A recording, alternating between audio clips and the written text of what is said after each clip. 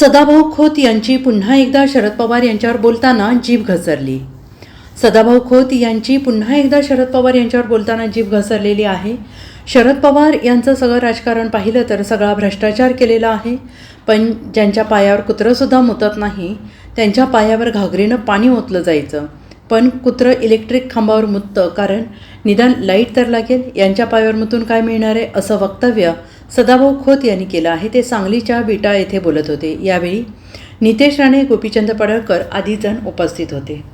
या महाराष्ट्राच्या राजकारणाचा आणि सामाजिक वातावरण बिघडवण्याचं काम शरद पवार यांनी केलं आहे. तसेच आपण यांची भ्रष्टाचाराची लिस्ट काढायला हवी आणि वळीवळीने हे गडी आत घालायला सुरुवात केली तर यांच्या छड्या पिवळ्या झाल्याशिवाय राहणार नाहीत आणि पवार यांचे गडी याच भानगडीमधील आहेत असंही खोत म्हणाले. तसेच मी मंत्री झाल्यावर माझं घर फुलून जायचं, हे राजकारण जास्तच घाण आहे. मंत्रिपद गेलं आणि एक पण गडी घरी आलं नाही. मग आपल्याला कळलं सगळं गडी संधीसाधू आहेत. राणेसाहेब देवेंद्र फडणवीस यांना जरा सांगा, लढणाऱ्या माणसांना म्हणजे सदाभाऊला मात्र आणि गोपीचंदला मंत्री केलं पाहिजे. मी एक गोष्ट राणे साहेबांच्या निदर्शनाला आणून दिली की पडळकर आणि मी आम्ही फटकी माणसं आहे. मुळात आमचा बाप राजकारणात दोघाचा बी नव्हता आणि आम्ही दोघं आमदार होईल हे आम्हाला कधी वाटलंच नव्हतं. कारण आमदार व्हायला गडी मोठा लागतोय. बरं आमच्याकडे मोठं काहीच नाही, कारखाना नाही, सूतगिरण नाही, दूध संघ नाही, कुठं जमिनी हाणलेल्या नाहीत, बँका हाणलेल्या नाहीत.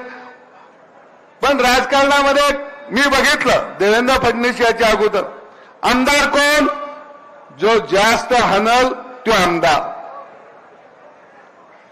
पण एक राणे साहेब मानावं लागेल, म्हणजे शरद पवारचं सगळं राजकारण बघितलं मी.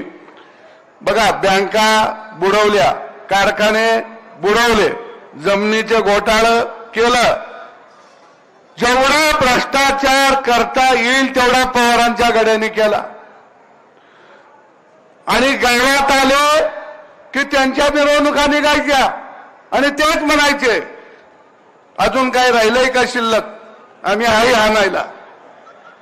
आणि त्यांच्या पायावर घागरीनं पाणी ओतलं जायचं. मी नेहमी म्हणायचं ज्याच्या पायावर कुत्रं सुद्धा मुतायला तयार नाही, अहो कुत्र्याला मुतायचं झालं तर ती इलेक्ट्रिकच्या खांब्यावर टांगड्यावर करतंय, म्हणतंय निदान संध्याकाळी लाईट तर लागल, ह्याच्या पायावर मुतून काय लागणार आहे. आणि राणे साहेब आम्ही यांच्या विरोधामध्ये लढायचं. आम्ही समोर आलं की ही गडी आम्हाला नमस्कार करायचे, आम्ही गेलो की म्हणायचे हे चक्र माहिती अशी जायचं.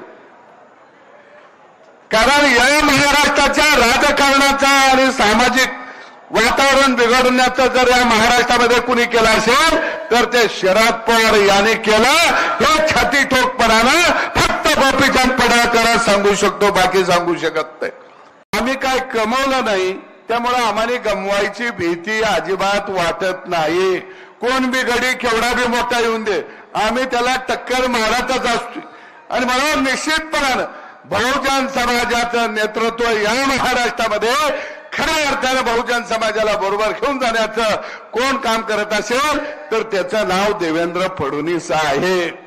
आता फडणवीसवर ही गडी का जाळायला लागली ती, कारण पवाराला माहित आहे ते दूध संघ काढीत नाही, कारखाना काढीत नाही, बँक काढीत नाही, घोटाळा करत नाही, जमिनी घेत नाही, ते कशातच घालत नाही.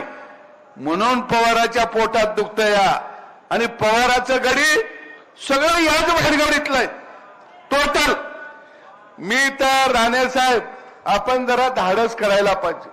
भ्रष्टाचाराची लिस्ट काढून ही गडी जर आपण वळीवळीनं जर आत घालायला सुरुवात केली तर यांच्या चड्ड्या पिवळ्या झाल्याशिवाय राहणार नाही. ही जाती ती कुठं, कारण या महाराष्ट्रामध्ये जसं तुम्ही बोलता राणे साहेब त्याच पद्धतीनं आक्रमकपणानं सगळ्या लोकांनी आता बोलायला लागलं पाहिजे आणि यांच्या छाताडावरती पाय ठेवून उभा राहिलं पाहिजे. Bureau report, SBN Marathi, Sangli.